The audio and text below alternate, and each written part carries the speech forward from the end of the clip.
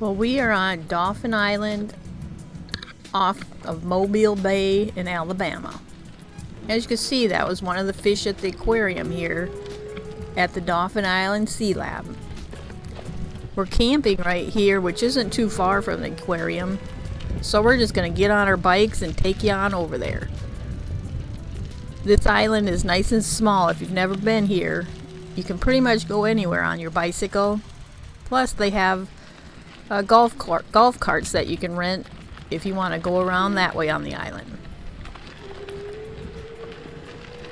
Now you probably can hear the motor on my bike. These are e-bikes.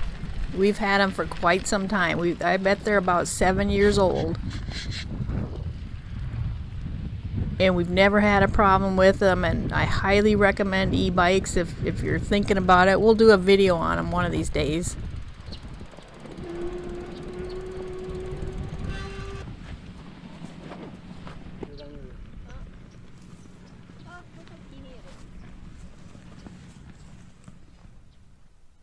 Now this Sea Lab here, they've got a lot of nice boardwalks. You can walk right out here and look over the edge of the water. Even in December and January, they have some flowers blooming, and you're still going to find some butterflies and a few birds. Not as many as there are in the spring.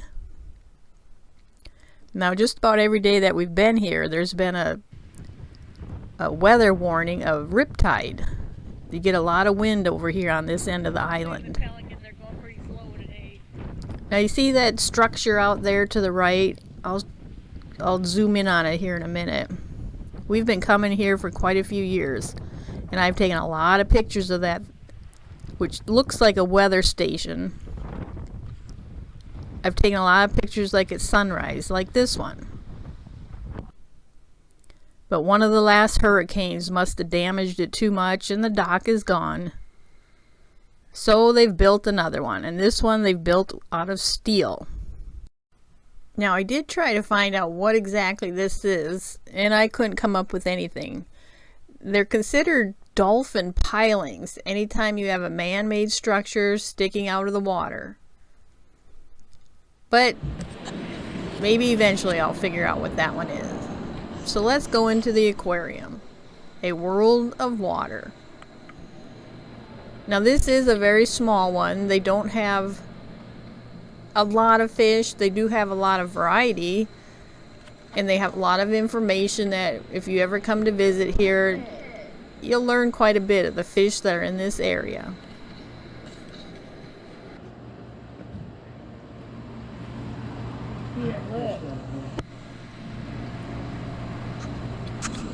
It seems like they always start out with the smallest fish first. And a very unique looking turtle. I don't know what kind that one is. I didn't write down all the names because it's just something you can check out if you ever come to visit. I do know that's a snapping turtle.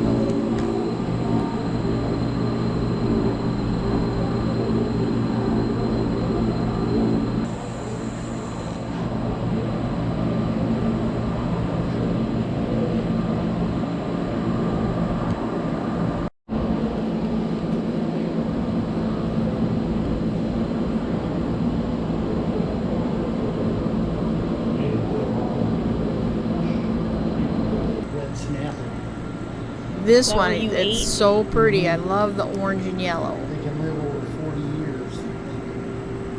He just read on the sign that they can live over 40 years. He's got a couple of pretty good teeth on him.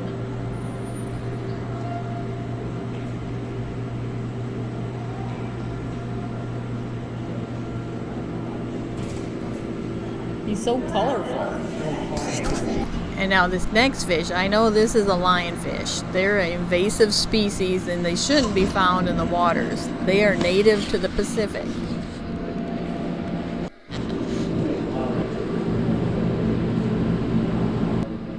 And I think this one is the cutest one out of all of them. She looks, well, I'm going to call her a she, just because she looks like she has eye makeup on and lipstick.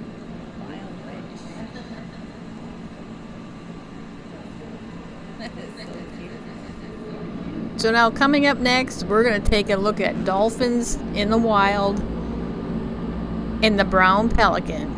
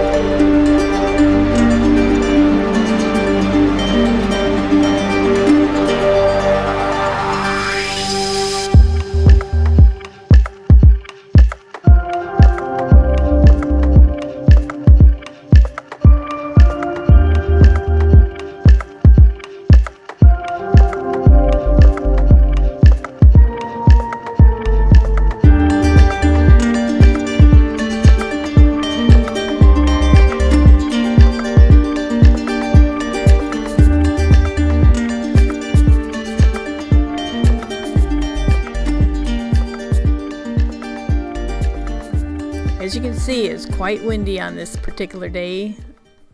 That's the only time that we really saw the dolphins. And I used my bridge camera for all the video. So I handheld also, so it's a little bit shaky. Now I'm going to show you some photos here coming up. You see how these birds are just gliding right over the water and their wings just barely touch the water. I try to capture photos of birds doing that. Like this one isn't quite close enough to the water. I haven't got one yet of an eagle, but I will one of these days. But you need the water to be very calm so it looks kind of like a mirror image. And if you got a fast enough shutter speed, you can capture the bird's wings touching the water. So it's a good challenge for anybody that likes to photograph birds. Go ahead and try this. And the egrets are a good bird to do that on because they fly a little bit slower and that white really shows up when it touches the water. I'll have more photos at the end. Now let's take a look at the brown pelican. What I noticed when I saw the dolphins, there was usually a group of pelicans like these here diving in for fish. I think the two go together, that the dolphins rounded the fish up and these pelicans would follow them. Now watch as these pelicans dive. You can see them turn just ever so slightly to the left. And there's a reason for that. This rotation helps avoid injury to the esophagus and the trachea. which are located on the right side of the bird's neck. Pelicans have also learned that a steep dive angle between 60 and 90 degrees reduces aiming errors caused by water surface refraction. We know that pelicans learn this behavior because adults are better marksmen than the young birds. It's quite amazing to watch these birds. They can dive from as high as 60 feet in the air straight into the water.